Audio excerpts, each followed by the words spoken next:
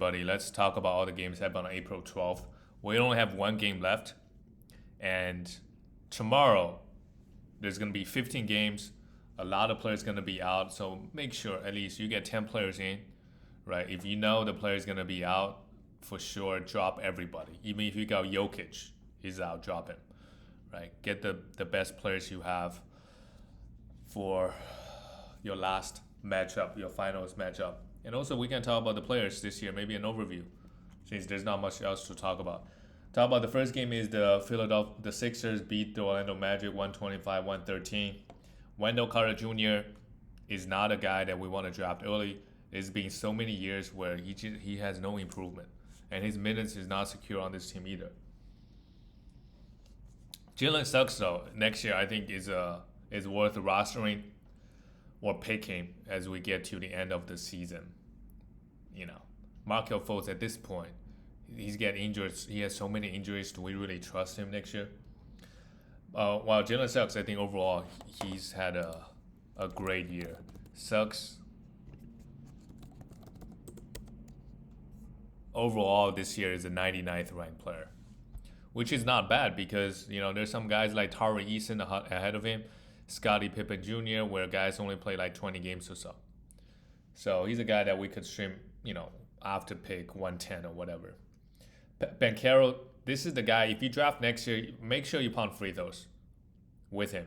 The counting numbers looked all right, 15 rebounds, 7 assists, 2 threes, 22 points, and a block. But 7 for 24, also 6 for 9. Horrible game from him. Franz Wagner came back, had an okay game. Franz Wagner, we know what this guy's going to do.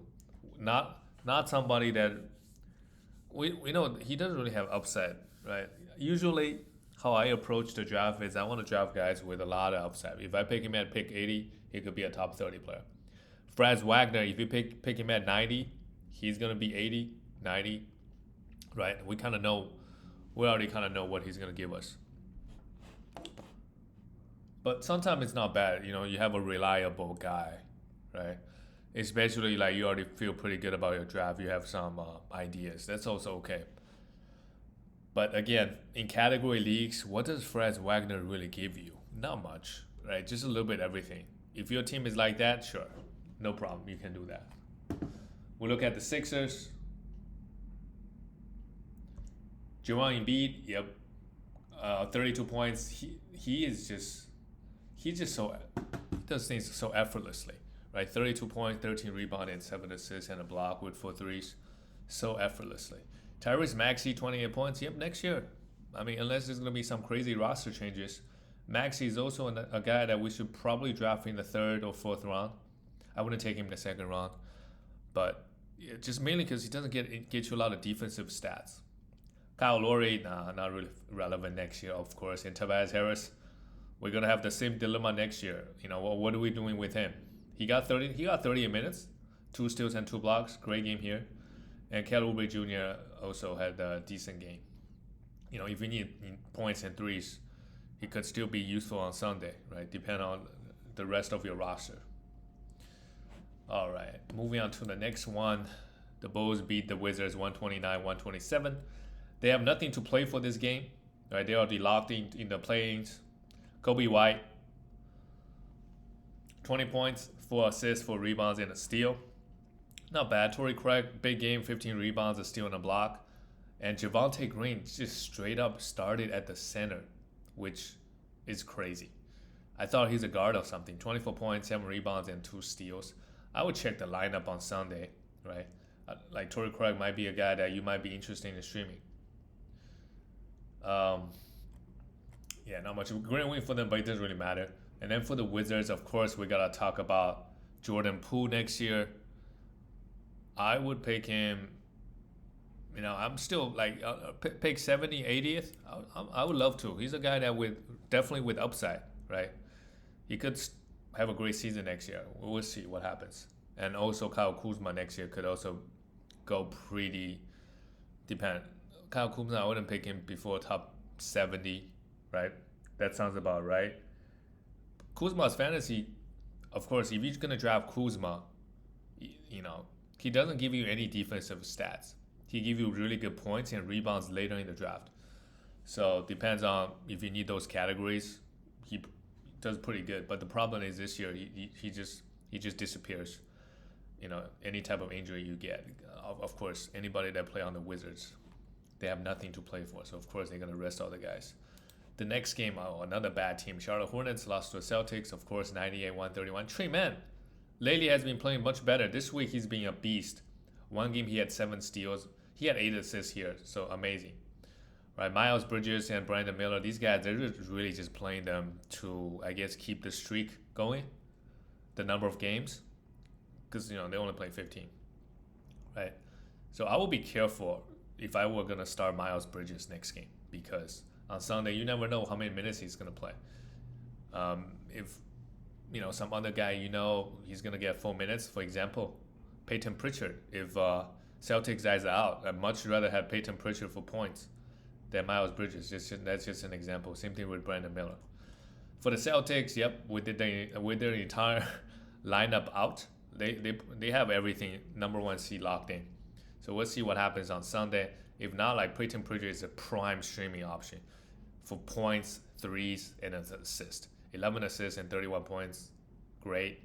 Luke Cornett also, if everybody is out, I would stream him for rebounds, some blocks, right? He can get you some blocks. Sam Hauser, easy if you need threes. Even with this lineup, they blew out Charlotte Hornets, which is crazy. Every single starter was out, and Boston Celtics at home beat them by 33 points. Crazy stuff. The next game is the Pacers and the Cleveland Cavaliers. Well, I guess given by the emotion of Donovan Mitchell, this game mattered because they're trying to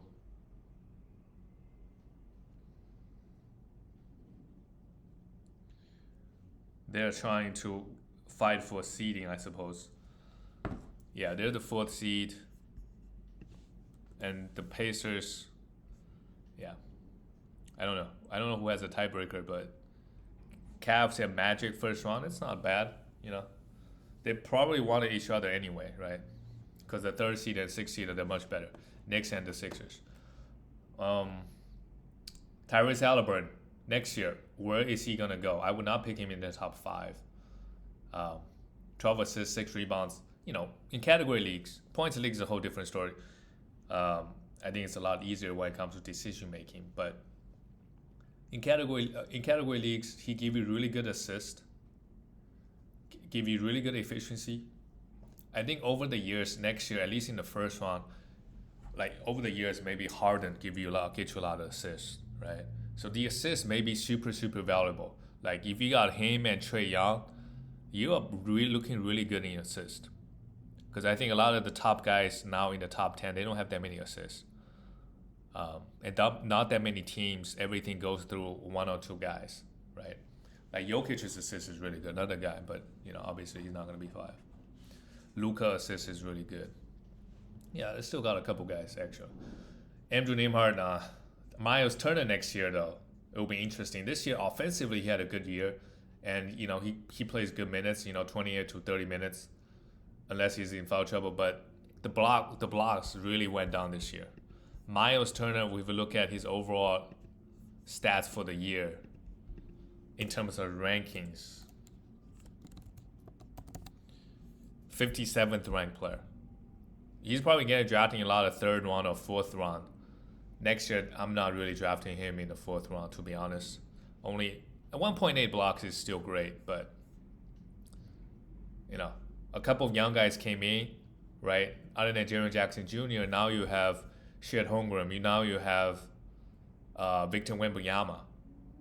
Having one Miles Turner doesn't really mean that much, like the blocks, compared to before. So I feel like there's just way more players get a lot of blocks nowadays that I will be a little bit hesitant to draft a guy that's just one category.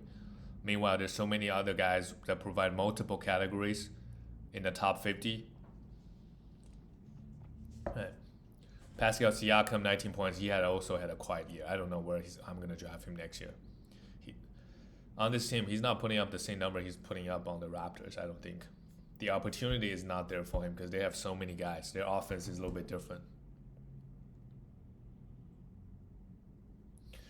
Well, for the Cavaliers, Donovan Mitchell, 33 points, great with 4 steals. Jared Allen goes crazy, 13 for 14, 29 points. Mobley is another guy next year. How early do we want to draft him? As long as Allen is there, I don't really see that much upside, to be honest, if he's playing the power forward, right? He might get 2 or 3 more points, but that's not going to really propel his fantasy value. Darius Garland next year, maybe we're able to get him cheap. To me, he's still a top 50 player, really good. You know, the guard stats, really, really good, but he's been hurt all year. And also this year, Donovan Mitchell, for whatever reason, his steals number is super high. I don't know if this is going to be sustainable. So if you can get him end of second, I think it's good, but I would not. Yeah. Moving on to the next game, the Brooklyn Nets lost to the New York Knicks. No surprise there. Well, Noah Clowney, no defensive stats here. Claxton, meanwhile, 12 rebounds and 2 blocks.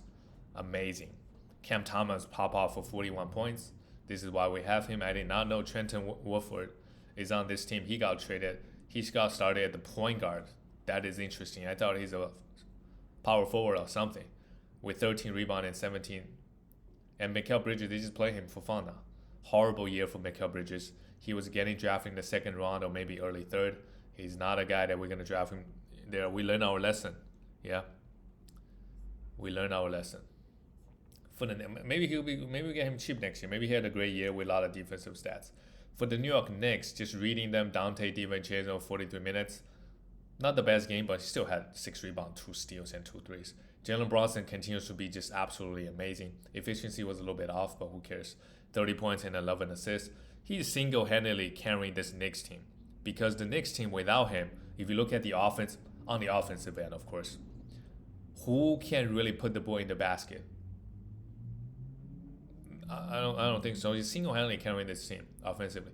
Josh Hart, 16 points, yeah, continues to be amazing in getting those minutes. OG Anunoby next year, I think, is also a guy that we probably want to pick in the 50th if he's still on the Knicks, because you know how many minutes. If he can stay healthy, he's pretty easily be a top 50 player.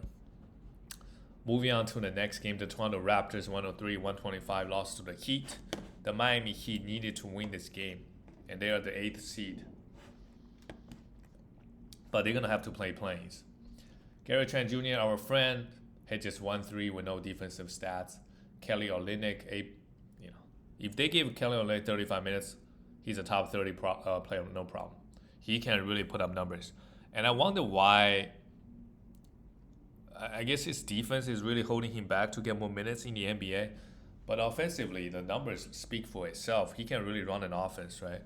And he can, just do everything in fantasy at least. RJ, 35 points, but, next year, there's not a guy that we should target, I think, inside that top 100. Unless, around pick 90 or whatever, you really want to lock in that points. Because other than points, doesn't really offer too much. Rebound, maybe 11 rebounds is good. For the Heat, Jimmy Butler and Bam, they're going to be boring next year. Same thing, except maybe you want to take them a little bit low, especially Jimmy. Another year older, maybe get injured even more.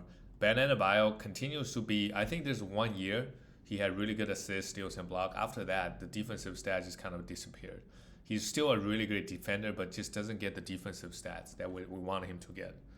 While Tyler Hero, 17 points. Next year, yeah, he's going to be great, I think, if he can be healthy. Pretty much a 22-point scorer right next year.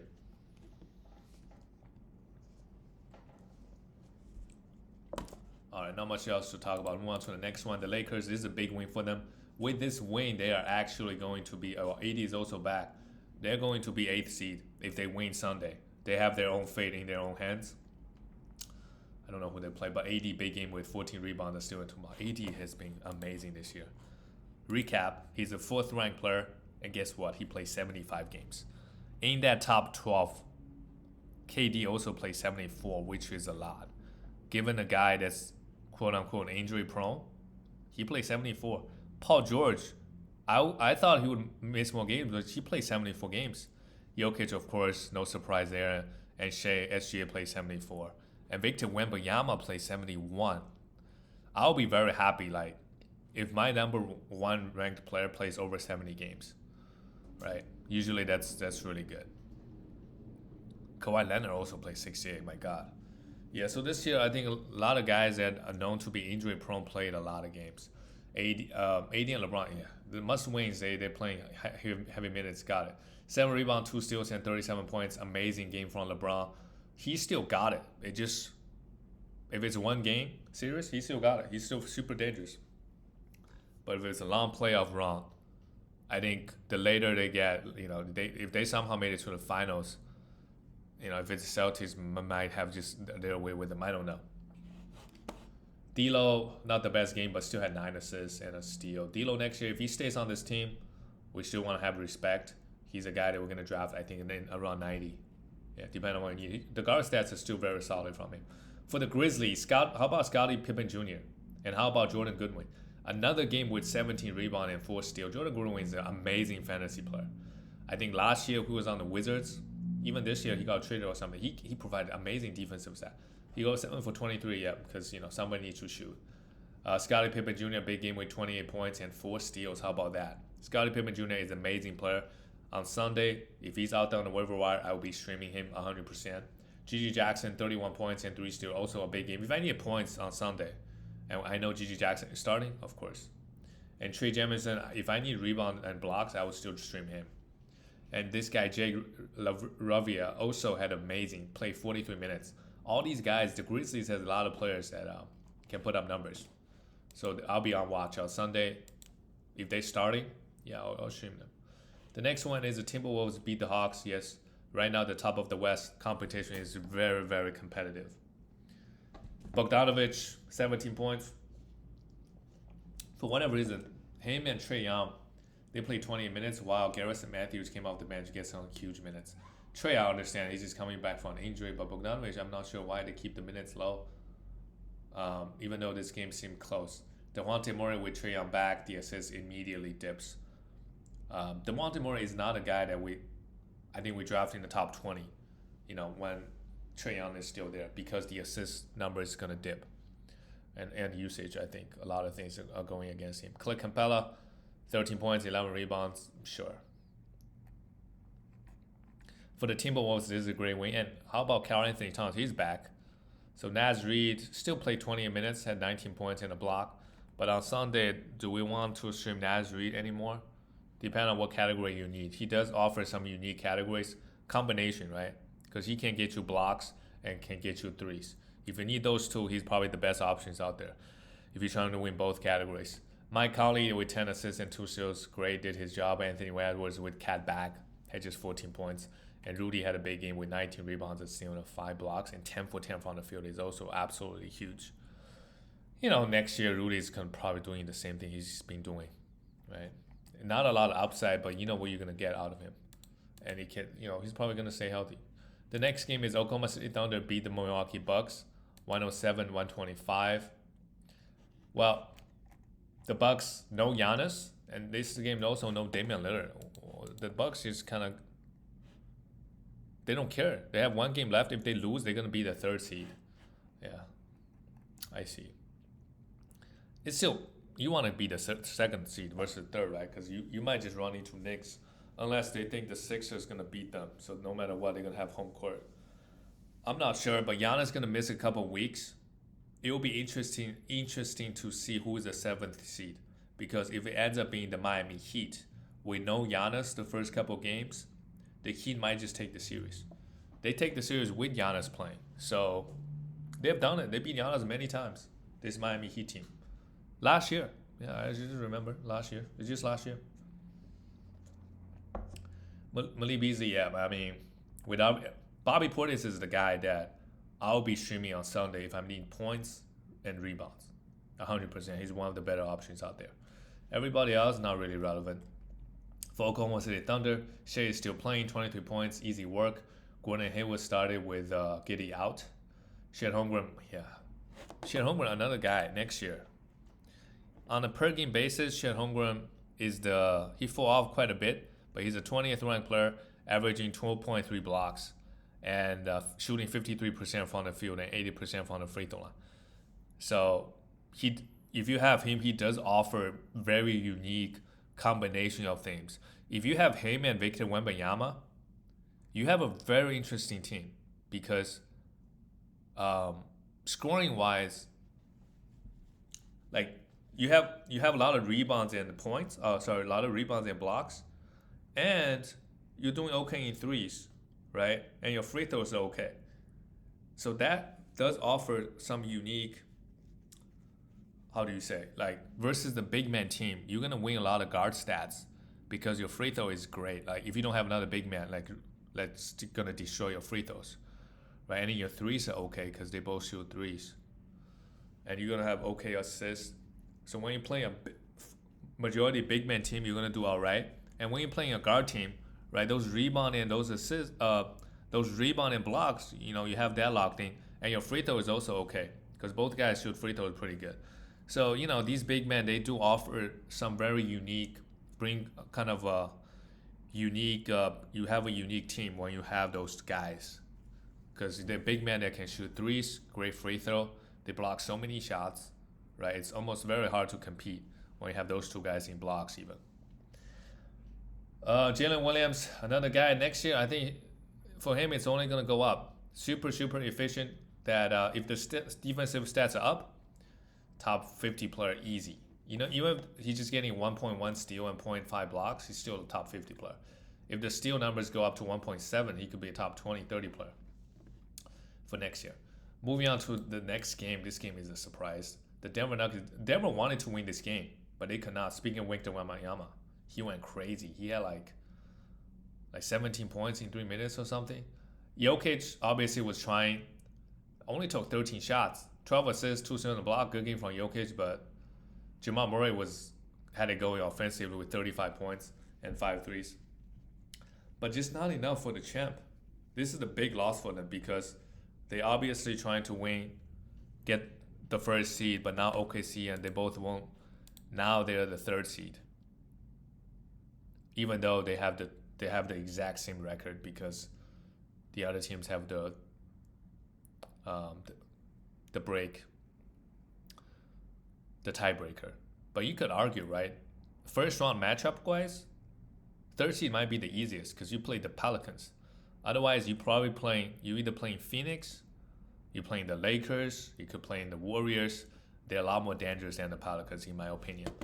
I think everybody would agree just because the playoff experience, right? For the Spurs, yeah, Victor Wembanyama, really the only guy that we care about. What a game from him. 34 points, 5 threes. Of course, he does everything. 12 rebounds, even added 5 assists, and still had 2 blocks. Another thing about Victor Wembanyama is he also get a lot. He probably can help you win block category every single week, or make it competitive at least. And as a center, he give you assists too. Get you a lot of steals, kind of like Jokic, which is why Jokic, if you have him on the team, it's very brings the category he provides is just so good. And obviously Victor Wembanyama really issue is probably the efficiency and health. All right, moving on to the next game, we have Detroit Pistons. Well, they beat Dallas. Dallas probably just rested all their players because they had nothing to play for. Is that the case? Yeah. Both Kyrie and Luka were out. At least they pick up some wins, right? So Marcus Sasser is a guy that you could stream on Sunday if you need points. Guard stats. Same thing with Jaden Ivey. James Wiseman came in because Jordan Durant was out. Wiseman, you could pick him up for field goal and rebounds on Sunday if he continues to start. The minute looks great. Same thing with Chimezie Metu. I don't really know if there's a particular category he provides. Seems just some big man stats and that shoot some threes as well. So if you need rebounds and threes, for example, he could be a great option.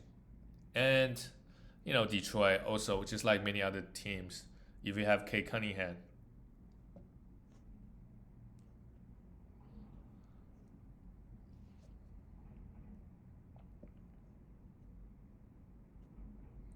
right?